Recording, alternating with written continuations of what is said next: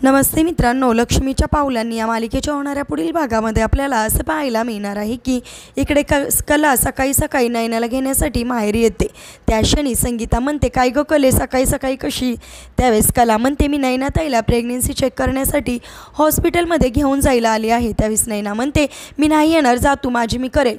त्यावेळेस लगेचच कला म्हणते, अद्वैत आणि राहुलसुद्धा माझ्याबरोबर आले आहेत आणि तुला यावंच लागेल ताई, असं म्हणून तिला तिथून घेऊन जाते। त्या दोघी तिथून जाता क्षणी रोहिणी आत्या तिथे येते आणि रोहिणी आत्या संगीताला काही पैसे देते आणि म्हणते, काही झालं तरी हे प्रकरण जागच्या जागी बंद झालं पाहिजे, मिटवून टाकाय प्रकरण, असं तिला बोलते। त्यानंतर कला, अद्वैत आणि नयना एकाच गाडीमधून हॉस्पिटलमध्ये चाललेले असतात। समोरच्या सीटवर कला आणि अद्वैत असतात तर मागे नयना बसलेली असते।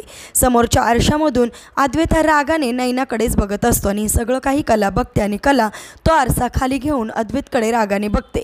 आता हॉस्पिटलमध्ये जात क्षणी कलाचं जे काही प्रेग्नेन्सीचं सत्य आहे ते अद्वैत समोर येईल का, आणि अद्वैत समोर सत्य आल्यानंतर अद्वैत कशा प्रकारे काय रिॲक्ट होणार आहे पाहणेसुद्धा इंटरेस्टिंग आहे।